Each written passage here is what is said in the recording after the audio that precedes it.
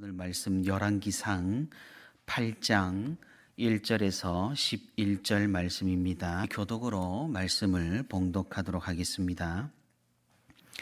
이에 솔로몬이 여호와의 언약궤를 다윗성 곧 시온에서 메어 올리고자 하여 이스라엘 장로와 모든 지파의 우두머리 곧 이스라엘 자손의 족장들을 예루살렘에 있는 자기에게로 소집하니 이스라엘 모든 사람이 다 에다님 월 곧 일곱째 달 절기에 솔로몬 왕에게 모이고 이스라엘 장로들이 다 이름에 제사장들이 궤를 매니라. 여호와의 궤와 회막과 성막 안에 모든 거룩한 기구들을 메고 올라가되 제사장과 레위 사람이 그것들을 메고 올라가매 솔로몬 왕과 그 앞에 모인 이스라엘 회중이 그와 함께 그 궤 앞에 있어 양과 소로 제사를 지냈으니 그 수가 많아 기록할 수도 없고 셀 수도 없었더라. 제사장들이 여호와의 언약궤를 그 초소로 메어 드렸으니 곧 성전의 내소인 지성소 그룹들의 날개 아래라. 그룹들이 그 궤 초소 위에서 날개를 펴서 궤와 그 채를 덮었는데 채가 길므로 채 끝이 내소 앞 성소에서 보이나 밖에서는 보이지 아니하며 그 채는 오늘까지 그곳에 있으며 그 궤 안에는 두 돌판 외에 아무것도 없으니 이것은 이스라엘 자손이 애굽 땅에서 나온 후 여호와께서 저희와 언약을 맺으실 때에 모세가 호렙에서 그 안에 넣은 것이더라.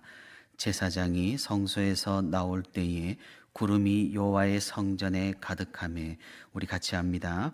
제사장이 그 구름으로 말미암아 능히 서서 섬기지 못하였으니 이는 여호와의 영광이 여호와의 성전에 가득함이었더라. 아멘. 네, 오늘도 이렇게 새벽의 시간에 하나님과 동행하기 위해 새벽 기도에 나온 우리 모든 성도 여러분 진심으로 환영하고 또 축복합니다. 오늘도 우리 함께 말씀 듣는 가운데 또 말씀 붙들고 기도하는 가운데 하나님의 크신 은혜와 위로가 풍성히 있기를 주님의 이름으로 소망합니다. 우리가 성경을 이렇게 읽을 때 항상 염두를 해 두어야 하는 그런 것들이 있습니다.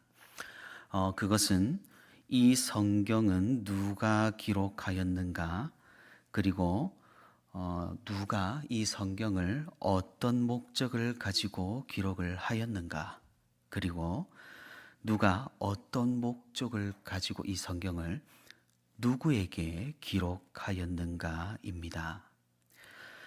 물론 성경은 1차적으로는 하나님께서 우리에게 하시는 말씀입니다. 그런데 그렇다고 해서 이 하나님의 말씀을 우리에게 적용하는데 시대나 상황을 뛰어넘어서 문자 그대로 1차원적으로 적용한다라고 하면은 곤란하다라는 그런 말입니다. 왜냐하면 하나님의 말씀은 다분히 시대적이고 또 지역적인 성격을 가지고 있기 때문입니다. 그렇기 때문에 그런 시대와 사회상을 충분히 고려하여서 하나님의 말씀에 분명한 의도와 교훈을 파악한 뒤에 우리에게 적용을 하는 것이 아주 올바르게 하나님의 말씀을 이해하는 방법인 셈입니다. 그래서 이 성경 말씀이 누구에 의해 어떤 목적으로 누가 읽기 위해 기록이 되었는지 파악하는 것은 굉장히 중요한 작업이라는 것이죠. 그렇게 해야만 우리는 이 하나님의 말씀을 바르게 이해를 할 수가 있고 또 바르게 적용을 해볼 수가 있으며 하나님께서 의도하신 본래의 뜻과 교훈을 참되게 발견할 수 있기 때문입니다. 우리가 지금 읽고 있는 성경은 열왕기서입니다. 열왕기서는 말 그대로 왕들의 이야기라는 말입니다. 우리나라로 생각을 해보자면은 왕조실록이라고 해도 괜찮을 것 같습니다. 그래서 이 열왕기서를 쭉 보게 되면 왕들의 이야기와 선지자들의 이야기를 중심으로 해서 약 420년간의 이스라엘의 역사를 기록을 해놓은 그런 책입니다. 우리는 흔히 역사는 객관적이어야 하고 또 우리가 배우는 역사는 객관적이라고 생각을 하기를 마련입니다. 하지만 우리가 생각을 해봐야 하는 것은 정말로 역사는 객관적일 수가 있을까요? 아무리 객관적이라고 할지라도 사실 모든 역사를 일일이 기록하는 것은 불가능하기 때문에 어떤 역사를 기록할지 말지 기록 여부를 판별하는 것만으로도 이미 역사 기술에서는 객관성을 잃어버리는 게 됩니다. 결국 역사라는 것은 주관적인 기록일 수밖에 없다라는 말입니다. 어디 그뿐인가요? 역사는 그 기록도 주관적이지만 역사를 읽는 사람도 주관적으로 이해하고 받아들입니다. 그러니 아무리 기록자가 역사를 객관적으로 기록을 했다고 하더라도 읽는 사람이 자신의 주관과 판단을 가지고 그 역사를 읽게 된다라는 말입니다. 그래서 역사라는 것은 객관적일 수가 없습니다. 모든 역사는 주관적이고 이미 해석이 들어가고 판단과 고정관념에서 자유로울 수가 없다라는 사실입니다. 당연히 이 열왕기서도 주관적인 입장으로 분명한 의도와 목적을 가지고 기록이 되어 있다라는 말입니다. 사실 이 열왕기서를 누가 기록한지는 우리가 정확하게는 알지를 못합니다. 유대인들의 전통에 따르면 예레미야 선지자가 기록했다라고 전해집니다. 하지만 그에 대해서는 명확한 정확한 근거는 없습니다. 기록 시기는 대략 포로 시대 때 이스라엘 왕국이 다 멸망을 하고 포로로 잡혀간 그 시대에 기록이 되었다고 여겨집니다. 그래서 이 열왕기서의 전체적인 주제와 흐름이 대체 이스라엘은 왜 이렇게 되어 버렸는가에 대한 질문에 대답을 하는 그런 형식입니다. 그래서 열왕기서를 읽을 때 항상 대비가 되는 두 존재가 있습니다. 아까 말씀드렸다시피 왕조실록이라고 하면 왕의 이야기를 기록을 해놓았을 법한데 왕의 이야기에 못지않게 기록된 존재가 바로 선지자들이죠.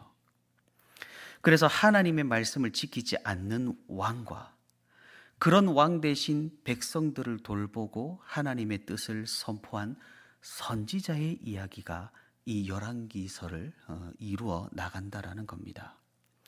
그래서 열왕기서는 이 두 존재의 대립을 통해서 또 왕들에 대한 평가를 통해서 이스라엘 멸망의 원인을 찾고자 하는 그런 책입니다.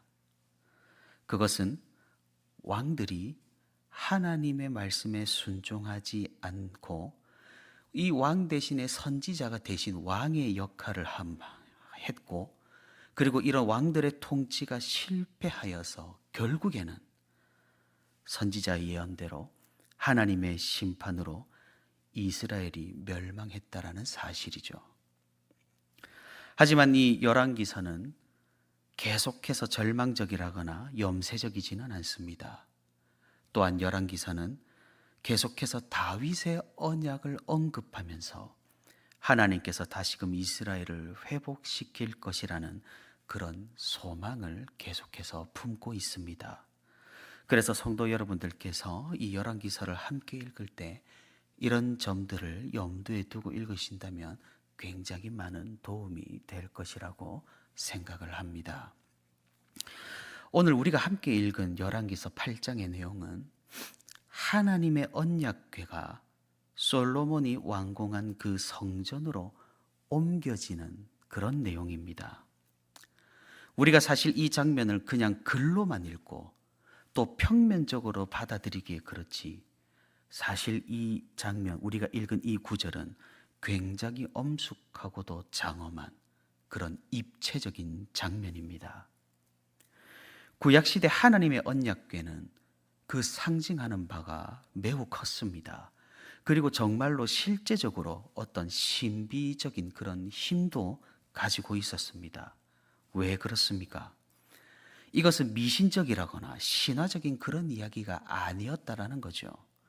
언약궤는 말 그대로 하나님의 약속, 하나님의 율법이 들어있는 성물이었고, 이것은 하나님께서 이 땅에 임재하시고 이 백성들과 함께 하신다라는 사실을 의미했기 때문입니다.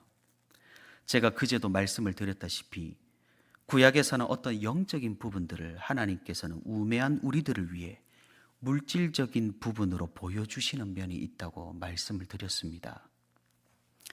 그렇다면 구약에서 하나님께서 임재하시는 장소, 이 땅에 혹은 물건이라고 한다면 어떠해야 할 것이며 얼마나 거룩해야 할 것이며 얼마나 장엄해야 할까요? 그렇기에 이 언약궤라는 것은 그런 상징성과 그런 의미들로 인해 백성들이 함부로 할 수 없게끔 이런 많은 규례들을 지정을 하신 것입니다. 그래서 아무나 언약궤를 들지 못하고 레위인들, 제사장들이 들어야 하는 것도 그런 이유라서인 겁니다. 하나님께서 유독 까탈스러우신 것이 아니라 이런 상징성과 관념들을 백성들에게 가르치고 체득시키기 위한 하나님의 방법이었던 것이죠. 그래서 열왕기서 저자는 이 장면을 굉장히 장엄하게 묘사를 하고 있습니다. 오늘 본문 1절을 보시면 솔로몬이 어떤 사람들을 소집합니다. 누구입니까?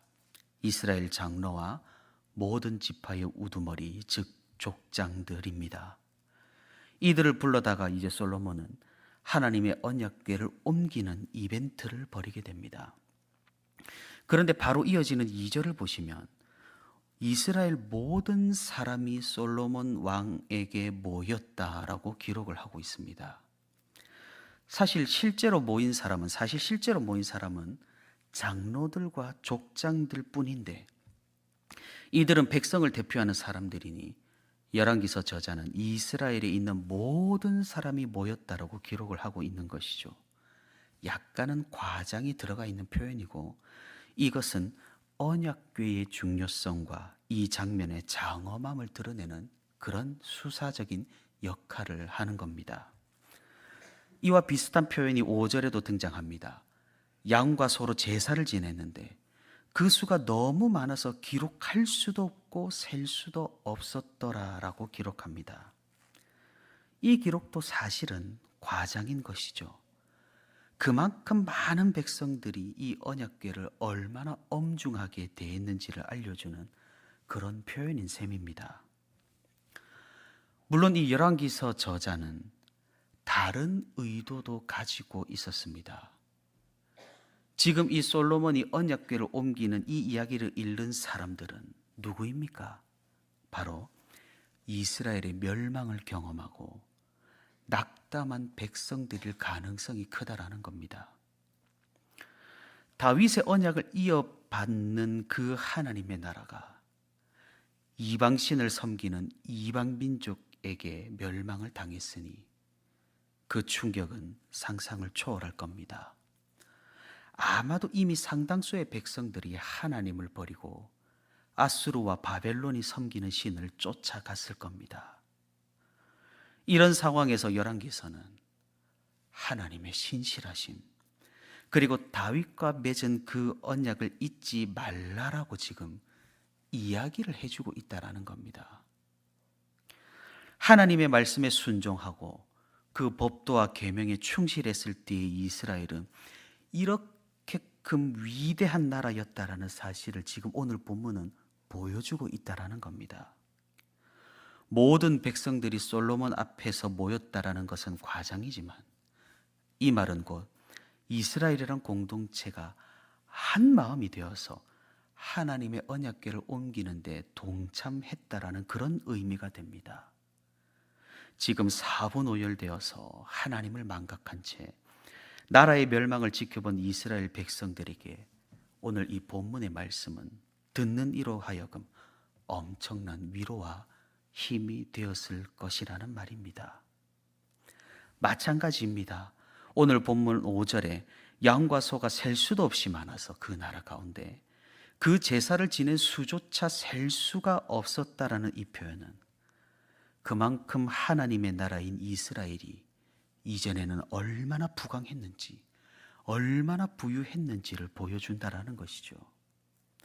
그렇기에 나라를 잃고 그 삶의 터전을 잃어버려서 겨우 먹고 사는 것에 버티던 이스라엘 백성들에게 이 말씀 또한 하나님의 말씀을 소망하게 하고 이 말씀으로 희망을 가지게 한다라는 사실입니다.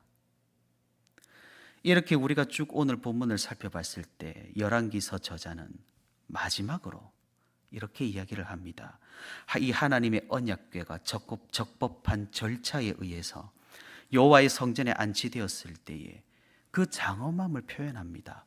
과거 표현 그대로 사용하면서 가지고 옵니다. 오늘 본문 10절과 11절입니다. 제가 한번 읽어보겠습니다. 제사장이 성소에서 나올 때에 구름이 여호와의 성전에 가득하매 제사장이 그 구름으로 말미암아 능히 서서 섬기지 못하였으니 이는 여호와의 영광이 여호와의 성전에 가득함이었더라. 이 말씀은 과거 모세 시대 하나님의 성막 가운데 그 구름이 덮여진 것처럼 하나님의 성전에도 구름이 덮여 하나님께서 친히 이곳에 계신다라는 것을 보여줍니다. 출애굽기를 보시면 하나님께서 이스라엘 백성들이나 모세 앞에 나타나실 때 주로 구름 가운데서 나타나셨다라는 그런 표현을 우리가 읽어볼 수 있습니다. 지금 이 언약궤가 성전 안으로 들어갈 때 구름이 일어나 이 성전을 뒤덮는다는 것은 동일한 이미지를 사용하여서 하나님 역사의 연속성, 적합하게 계승된 언약을 강조하고 있다라는 것이죠. 다시 말해 이스라엘을 애굽에서 구원하신 그 하나님께서 지금까지 이스라엘을 돌보신다라는 강력한 메시지이고 모세의 율법이 적법하게 계승되고 있으며 다윗의 언약이 계속해서 유효하다라고 지금 읽는 사람들에게 알려주고 있다라는 겁니다. 우리는 아마도 이 말씀을 읽을 때 그냥 지나치기가 쉽고 그냥 아무런 이미지 없이 읽기가 쉽다라는 겁니다. 하지만 우리가 기억을 해야 할 것은 이 기록을 읽는 그 당시의 청자가 누구냐입니다. 나라를 잃고 하나님을 섬기는 것을 포기하려고 하는 이스라엘 백성들이 이 글을 읽는다라는 겁니다.